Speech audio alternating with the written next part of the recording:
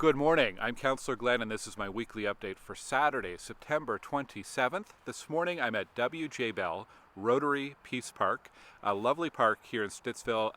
You can access it from Cherry Drive, from Stittsville Main Street and from Fernbank Road.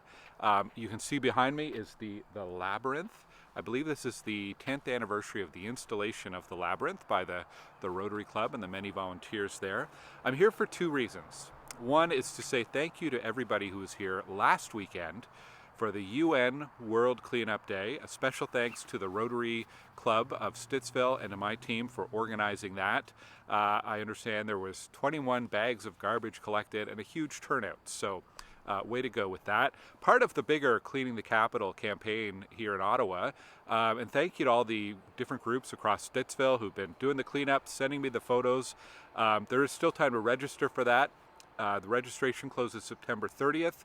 You can register at ottawa.ca/clean to get your free cleanup kit. So do check that out. The second reason I'm here is because this will be the site on Tuesday of a special event to mark National Day for Truth and Reconciliation. Again, it's organized by the Rotary Club. It's going to be in the evening on Tuesday, so I really encourage residents to come and check that out. There's more information on the Rotary Club website, as well as on my website, glengower.ca/events. And because it's the National Day of Truth and Reconciliation, city offices will be closed, and there are some changes to city services as well. So do check out my website for more information. It has been an incredibly busy week at the city, and a lot of things I wanted to mention. Thursday, jeudi, c'était le jour de Franco-Ontariens et Franco-Ontariennes, et on a hissé le drapeau vert et blanc à l'hôtel de ville pour célébrer le 50e anniversaire du drapeau. So Thursday was the day, Franco-Ontarian Day, and we raised the red and white flag for Franco-Ontariens and celebrated the 50th anniversary of the flag. So a very special event. This week was Rosh Hashanah, which is a celebration of the Jewish New Year, a really important day on the calendar for the Jewish community. So best wishes to everyone in Stittsville who's celebrating.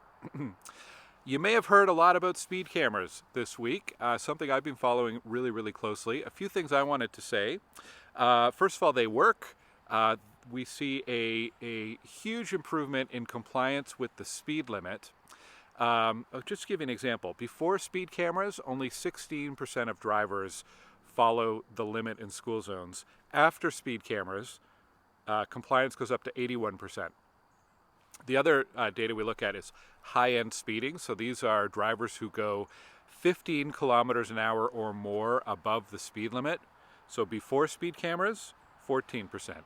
After speed cameras, 4%. So they're really effective at slowing down vehicles.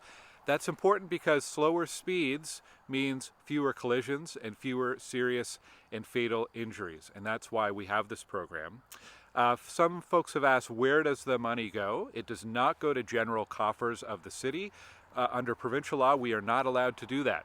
It goes towards specific items in our Road Safety Action Plan, and I have shared on my website a link to where you can find the 2025 spending plan, for example. And I'll just give you some examples. They go towards pedestrian accessibility and safety upgrades, like protected crosswalks. It goes towards upgrading intersections with new lights to make them safer. It goes towards traffic calming measures. It goes towards motorcycle safety courses. There's a whole range of things that helps to fund. These are things that would probably happen anyways, but would take a lot longer to get to because they are expensive to do. The other thing I wanted to mention is, I know in the Premier's press conference, he raised a number of pet peeves about speed cameras, about the amount of fines, about the standards around signage to warn you about the speed cameras. I think it's worth pointing out that these are all regulated and set by the province. Every municipality in Ontario has to follow the same rules and regulations, so we're not making this up on the fly. And if there's provincial regulations or changes to the implementation that the province wants to see, they can make those changes. And I really wish we were approaching this as changing or tweaking the program to make it better rather than throwing the baby out with the bathwater. more on that to come, and I have shared a lot of information about the data, the statistics on my website. So check that out. And if you have any questions, please send me an email. The other thing at City Hall this week, on Wednesday at our City Council, we had about a 2-hour discussion on return to office, so hybrid work and work from home. What I was looking for in that meeting was a very clear statement and confirmation from our city manager that hybrid flexible work would continue at the City of Ottawa, which I definitely heard very, very clearly over and over. The other thing is City Council stated very clearly through our interventions at the debate and also through our motion, a clear expectation and direction to the mayor and the city manager that flexible hybrid work will continue at the city.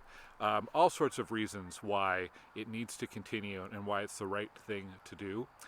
So that's where my head was at, and that's how I focus my decision. So flexible hybrid work will continue.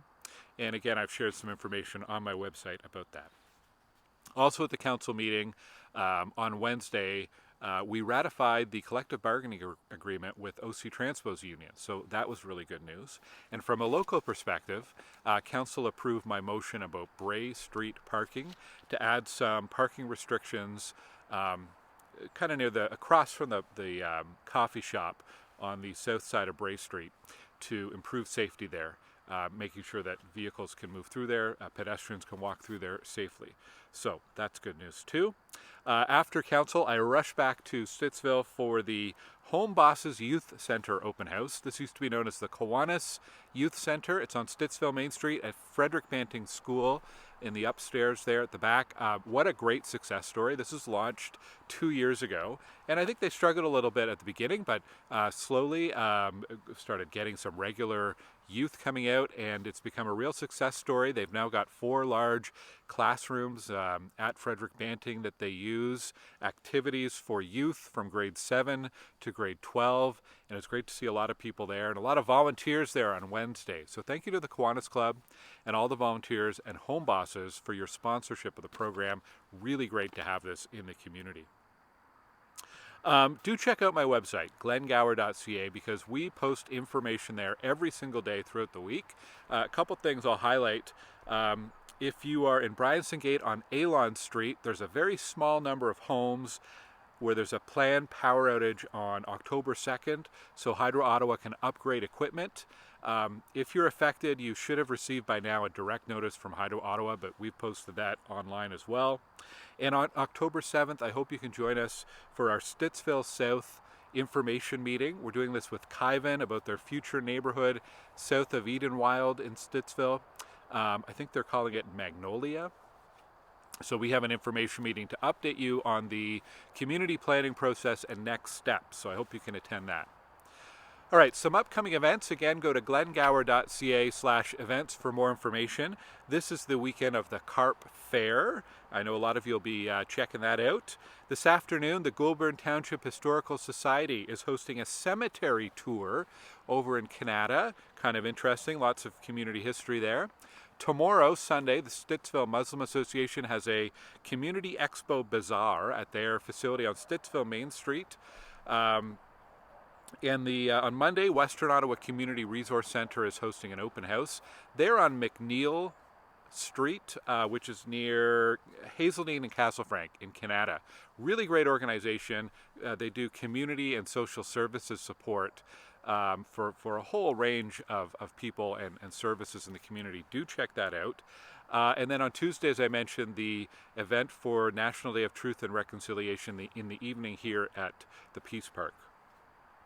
Looking ahead to next Saturday, next weekend, it's going to be a really busy weekend.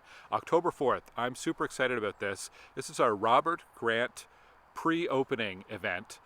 In the morning, the Stittsville Minor Hockey Association is going to do a ball hockey tournament on Robert Grant Avenue in the unopened part between Abbott and Hazeldean. Then in the afternoon, 1 p.m. to 5 p.m., I want everybody to come out, bring your bike, bring your roller skates, bring your skateboard, bring your scooter.